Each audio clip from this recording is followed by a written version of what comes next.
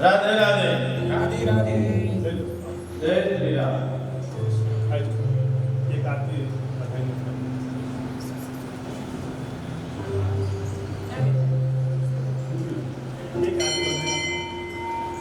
જો છોટું આને લઈ લો જ્યાં ગયા હોય સતીદેવને બોલાવી દે જય શ્રી રામ રાધે રાધે બાપુ कैसे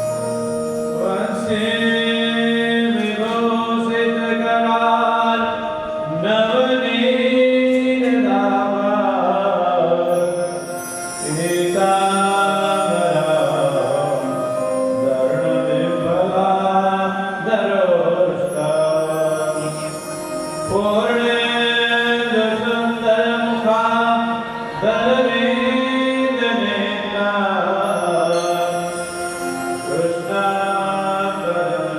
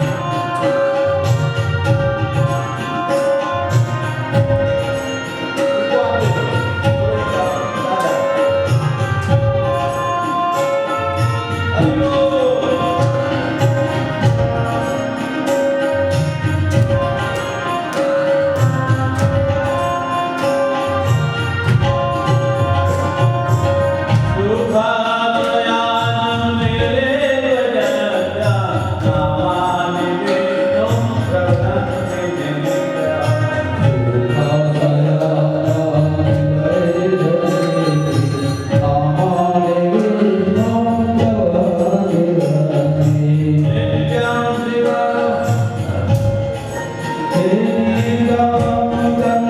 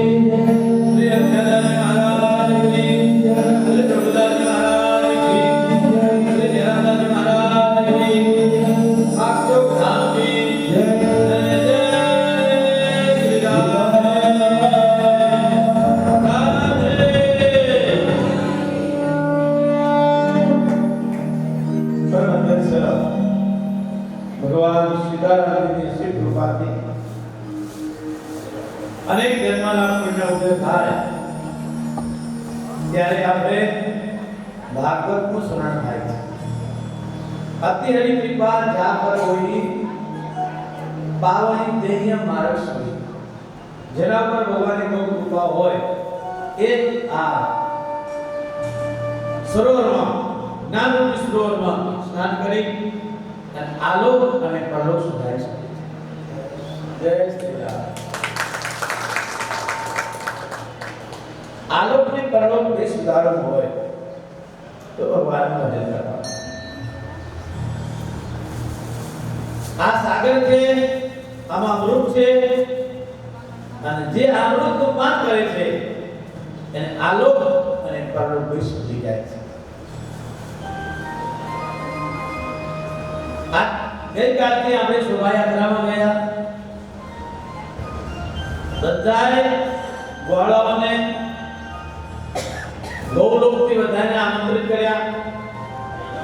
દેવલોક, પિતૃલોક, ભૂલોક, બધા દેવી દેવતાઓને, આપણા જેટલા દેવી દેવતાઓ છે એટલા તમારા પિતૃલોક છે, આ ભાગવત ચંદ્ર શ્રવણ કરવાથી તમને પિતૃઓના આશીર્વાદ મળે છે. જેના ઉપર પિતૃઓની કૃપા છે એને ત્યાં ધન, ધાન્ય, રિદ્ધિ, સિદ્ધિ, સંપત્તિ, પુત્ર પરિવાર ખૂટે છે. અને આ યોગ એવા છે કે જે દ્વારા તમારા આલોક અને પરલોક સુધરી જાય. દુર્લભો માનુષ દેવો દેહિનામ સન્મંગલ. મનુષ્ય દુર્લભ છે પણ સન્મંગલ છે. આવો આપણે શ્રીમદ ભાગવતમાં ગ્રહણ કરીએ. આ કથા ભગવાન નારાયણથી ઉત્પત્તિ થઈ. નારાયણ દ્વારા ભગવાન શિવજીએ એની પ્રાપ્તિ કરી. શિવજીએ બ્રહ્માજીને કહ્યું, બ્રહ્માજીએ સનત કુમારોને કહ્યું, અને સનત કુમારોએ નારદ મુનિને આ કથા સંભળાવી. નારદ મુનિએ વ્યાસ ભગવાનને કહી, વ્યાસ ભગવાને સુખદેવજી ભગવાનને આ કથા કહી, સુખદેવજી ભગવાને પરીક્ષિત રાજાને કહી, અને નૈમિષારણ્યની અંદર આ કથાનું પાલન થયું. આજે પણ તમે નૈમિષારણ્ય જાઓ તો તમને એમ લાગે કે આજે પણ ત્યાં કથા ચાલી હોય. એટલું બધું દિવ્ય વાતાવરણ છે. ત્યાં ભગવાન શ્યામ વિરાજ થઈ અને એ કથાનું પાન કરાવ્યું છે. હરિદ્વારમાં, પ્રયાગમાં, ઉજ્જૈનમાં, નાસિકમાં, દરેક કુંભમાં પણ ભગવાને આ કથાનું પાલન કર્યું છે. આ કથા વ્યથાને દૂર કરે છે. નાના પ્રકારના દુઃખોથી આ કથા આપણને મુક્ત કરે છે. સંસારમાં બહુ દુઃખ છે અને એનાથી મુક્ત થવા માટે આ કથા છે. આજે આપણે બધા આ કાપચોક ધામમાં વિરાજમાન છીએ. કાપચોકની ખૂબ ઉર્જા છે.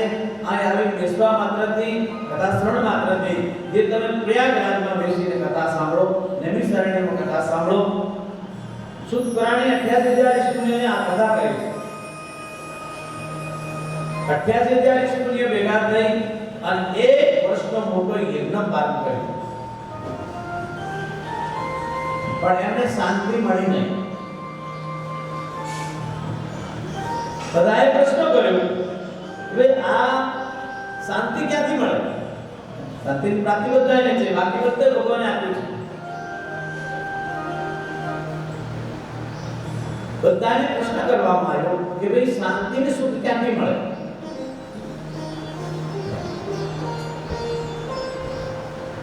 વ્યાસ ભગવાનને પણ શાંતિ નથી. 4 વેદ, 6 શાસ્ત્ર, 8 પુરાણની રચના કરી પણ એમનું મન શાંત છે. હજી મારે ત્યાં બાકી છે. જન્મ અશાંતિનું કારણ છે કે આપણે ભગવાનનું ગુણ ગાઈએ, ભગવાનની લીલાઓનું વર્ણન કરીએ. એનાથી તાપ, संताप दैहिक भौतिक मानसिक ताप ત્રણેય તાપોમાં આ જીવને મુક્તિ મળે છે. જો આ ત્રણેય તાપને જ્યારે મુક્તિ જોઈએ તો કથા શ્રવણ કરવી જોઈએ. વ્યાસ ભગવાનની પાસે નારદ મુનિ આવે છે. અશાંત મને જોઈ અને નારદ મુનિ કહે છે અશાંત કેમ છો? બોલે કે દેવઋષિ નારદ તમે તો બ્રહ્માજીના પુત્ર છો. નારદ મુનિ કહે છે તમે તો સ્વયં નારાયણ છો. નારાયણ સ્વરૂપ છે. તો એમણે કહ્યું કે ભાઈ નારદ મુનિ પોતાના પૂર્વની કથા કહે વ્યાસ ભગવાનને કે હું પૂર્વમાં દાસી પુત્ર હતો અને દાસી પુત્રમાંથી આ ચતુર્માસ આવે છે ત્યારે બધા ઋષિ મુનિઓ ચતુર્માસ કરવા માટે એક જગ્યાએ રોકાય છે. ભજન કીર્તન ને કલીની અંદર આ શરીર છે ને એ શરીર અન્નથી પોષાય છે. અન્ન એટલું જ લેવાનું કે જેનાથી તમારું પોષણ થાય, તમને શાંતિ મળે, અશાંતિ ન મળે. નારદ મુનિ બાળ સ્વરૂપમાં સંતોની સેવામાં છે, જ્યાં ને ત્યાં રહેલા છે. એ બ્રાહ્મણ દેવતા ને ત્યાં એમની માં દાસી રૂપે કામ કરતા. નારદ મુનિ કહે છે હે ભગવાન, જ્યારે મને અશાંત મન હતું અને નાનો બાળક હતું, આ ચતુર્માસ કરવા માટે ઋષિ મુનિઓ ગામમાં રોકાયા. નિત્ય સત્સંગ થાય, ભજન થાય, કીર્તન થાય. આહા, એટલા માટે કહ્યું છે બેનો સત્સંગ ન હરિ કથા તેહી બિનુ મોહન જાય. મોહ કરે વિના કૃષ્ણ પદ હોય ન દૃઢ અનુરાગ.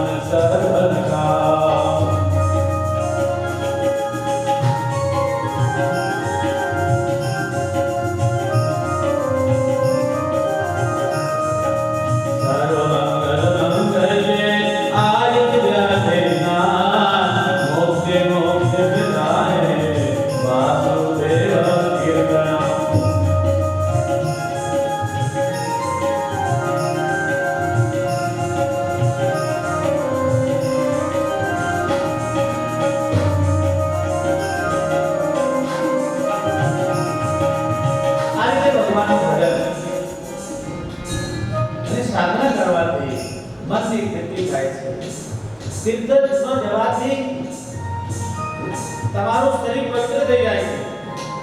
કથા શ્રવણ કરવાથી તમારો દેહ શુદ્ધિ થાય છે.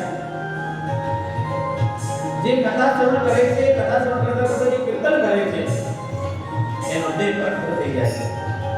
આંખ આપણને ભગવાનના દર્શન કરવા મળે છે, જીભ આપણને ભગવાનનું નામ લેવા માટે મળે છે, આંખ આપણને માતા પિતા અને ગુરુ અને ભગવાનની સેવા કરવા માટે મળે છે. તમારા પગ તમને તીર્થ કરવા માટે, નિત્ય ભગવાનના દર્શન કરવા માટે આપણને મળ્યું છે. જે પોતાનું કર્તવ્ય સમજી માતા પિતા સાસુ સસરા બધાને પોતાના ભગવાનના સ્વરૂપ સમજી અને જો સેવા કરે તો એને ઠાકોરજીની સેવાનું ફળ મળે છે. એટલા માટે ગંગા સતીએ કહ્યું છે કે મન ગંગા તો કથોટીમાં ગંગા. કર્મભાઈ પણ કહેતા, કર્મભાઈને તો પીકડો સાધનાનો બનતો. આ સાધનાનો પીકડો અત્યારે તો બનાવતો નથી એટલે નિરોગી નથી રહેતા આપણે. મકર સંક્રાંતિ આવે સાધનાનો પીકડો બને, એમાં ઘી નાખવાનું આવે, પૌષ્ટિક આહાર લેવાનો, બહારની વસ્તુ ખાવાની નહીં.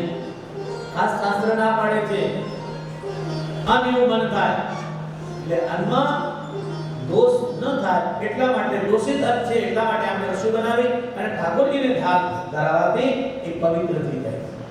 એટલે આપણે કહીએ છીએ ચાલો આપણે પ્રસાદ લેવા જઈએ છીએ. આ જમવાનો નામ નથી આવતું. શું કરવા કે આ પ્રસાદમ હરિતા ભવંતી, આ ઠાકોરજીને ધરાવેલો ભગવાન નંદનંદન જશોદાનંદ ભગવાન કૃષ્ણને, ભગવાન વેદા પુરુષોત્તમ ભગવાન રામને આ ધરાવેલો પ્રસાદ છે એટલે એને પ્રસાદ કહેવામાં આવે છે. એટલે નારદ મુનિ કહે છે હે પ્રભુ, ચતુર્માસ કરતા સંતો નિત્ય સત્સંગ કરે અને સત્સંગ રૂપી નૌકામાં બેસી મારું મન પવિત્ર થઈ ગયું, મારા પાપ મળી ગયા, મને ભગવાનની સમાધિ લાગી હતી. લોકો કહે છે ને કે હું મંત્ર જાપ કરું પણ મને સમાધિ નથી લાગતી, પણ ક્યાંથી લાગે? આ સંસારની માયામાં ત્યાં સુધી આપણું પાપ નહીં ધોવાય ત્યાં સુધી સમાધિ લાગતી નથી. અનેક જન્મથી આ જીવ દુઃખ ભોગવતો આવ્યો છે, પાપ કરે છે અને પાપમાંથી મુક્ત થવા માટે ભગવાનનું ભજન કરવું. આપણું પાપ વળે એટલે આપણે એનું દિવ્ય દર્શન થશે. જ્યાં સુધી રાત્રે નહીં હટે ત્યાં સુધી સૂર્ય ઉદય નથી થતો. અને સૂર્ય ઉદય થાય તો ત્યાં રાત્રિ રહેતી નથી. રાત્રિ રહે ત્યારે ક્યાં સુધી સૂર્ય ઉદય ના થાય. એમ આપણા અંદરનું જે અંધારું છે તત્વજ્ઞાનથી જે ભરી જશે એમ નારદ મુનિ કહે છે કે હે પ્રભુ, સંતોના દર્શનથી, એમના પતરાળો પાડવાથી, એમનો પ્રસાદ સ્વીકાર કરવાથી મારું મન પવિત્ર થઈ ગયું. 4 મહિના ચૂટકી બજાવતા પૂરા થયા, ચતુર્માસ પૂરા થયા, સંતો બધા જવા લાગ્યા છે. મને ગુસ્સા આવી ગઈ કે આ સંતોનો સંગ જતો રહેશે, મારું શું થશે? વારવાર સંતોના ચરણોમાં સાકર દંડવત કરી અને મેં પૂછ્યું તમારા વગર મને લઈ શકે, મને સાથે લઈ લો. સાથે એમ લઈ જવા બોલે તારી માં છે ત્યાં સુધી તમને સાથે લઈ જાવ, ત્યાં સુધી પારિવારિક, જ્યાં સુધી તમારા સંબંધો છે ત્યાં સુધી ભગવાન સ્વીકાર કરતા નથી. હા, બાળપણથી તમે નીકળી જાઓ, આ તો ઘરે ના કાપે પછી આયા આવે તો બાવાનો બે બગડે, ના મળે માયા, ના મળે રામ. કમળ ક્યાં ખીલે છે? કાદવ. આ સંસાર કાદવ છે, એમાં આપણે કમળ રૂપી જીવ લઈએ. કમળ રૂપી જીવશું તો આલોક ને પરલોક સુધરી છે. એમ નારદ મુનિને ખૂબ આશીર્વાદ આપ્યા છે અને કહ્યું છે દીકરા, તારી માં છે ત્યાં સુધી તું તારી માની સેવા કર અને તારા તું જઈશ તો એ પ્રાણ છોડી દઈશ, તને પાપ લાગશે. સંતોની પરિક્રમા કરી અને નારદ મુનિ માની પાસે આવે છે. સંતોના વિરહમાં પોતાને કાંઈ સૂઝતું નથી. આવો પ્રેમ ભગવાનની સાથે હોવો જોઈએ. જેમ તમે બાળકની સાથે પ્રેમ કરો છો, જેમ તમારા ધનની સાથે પ્રેમ કરો છો, તિજોરી કેટલી હાથો, રૂપિયા ગણવા હોય તો તમને કેવું ધ્યાન લાગે? ગમે એટલાથી નીકળી જાય ખબર ના પડે. માણા કરવી હોય તો બધી ખબર પડે. માણા કરવામાં જે કેન્દ્રિત, જેમ રૂપિયા ગણવામાં મન એકદમ કેન્દ્રિત થાય છે, એમ એનાથી પણ અઢળ સર્જન કરેલો છે. માતાઓ, ભગવાનનું નામ તો કોણ જપી શકે? એટલે નારદ મુનિને બહુ દુઃખ થયું. થોડા દિવસમાં ભગવાનની કૃપા થઈ, માં ગાય જોવા ગયા, ત્યાં સાપનો દંશ થયો, માનું મૃત્યુ થયું. નારદ મુનિ રાજી થઈ ગયા. તો માં મારે રાજી થાય એટલા માટે કે જેના બંધન મને હતું એ બંધન મને મુક્ત થઈ ગયું. જે કાંઈ હતું વેચી દીધું, માની ક્રિયામાં પરંતુ આપી દીધું અને ભજન કરવા માટે નીકળી ગયા. નારદ મુનિ કહે છે હું તેકાળ સંધ્યા કરતો, હું ધ્યાન કરતો એટલે મને ભગવાન ક્યારેક ક્યારેક ઝાંકી કરતી. ભગવાન અદ્રશ્ય થઈ ગયા. મને ગુરુ મંત્ર આપ્યો હતો સંતોએ, એટલા માટે કહ્યું છે જે વ્યક્તિને ગુરુ મંત્ર મળે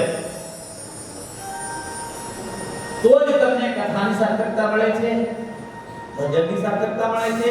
જ્યાં સુધી તમે ગુરુ ધારણ ન કર્યા હોય ત્યાં સુધી આપણાને ધર્મ કાર્યમાં પૂર્ણ ફળ મળતું નથી.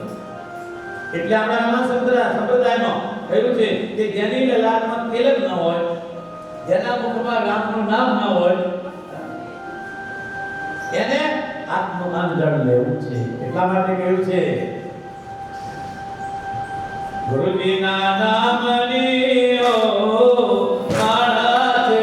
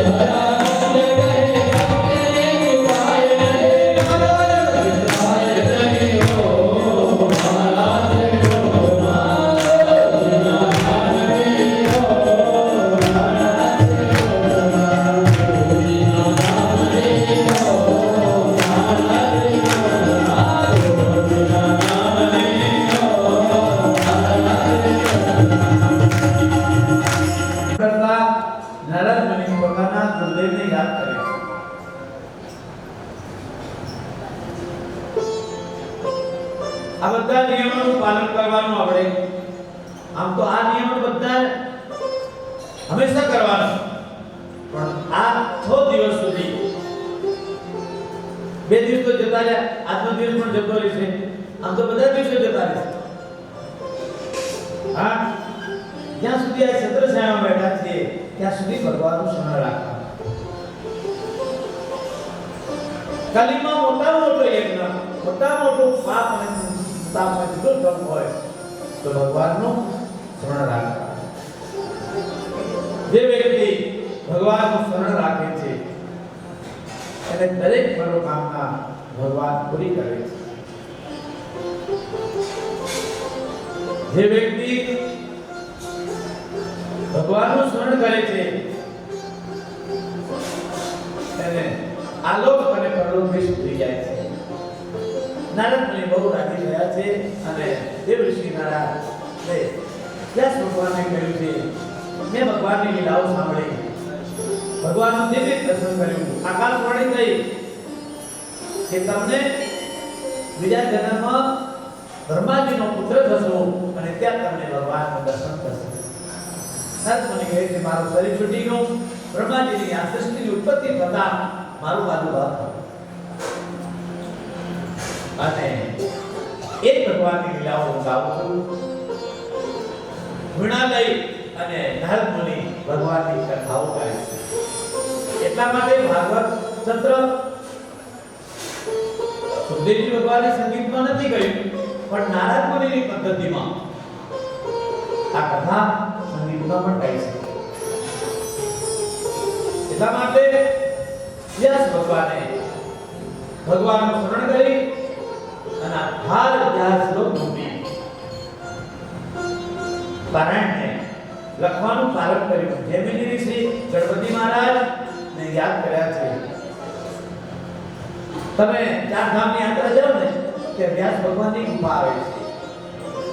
એની જે જગ્યાએ એમણે 4 વેદ, 6 શાસ્ત્ર, 18 પુરાણ અને શ્રીમદ ભાગવતની રચના કરી. આજે પણ એટલી ગુફા તમને એમ લાગે ત્યાંથી નીકળવું નથી, એટલી સરસ ગુફા છે. જ્યાં ગુફામાં ભગવાન ગણપતિ ગુફા, નારદ મુનિ, ધનજી ભગત જોરદાર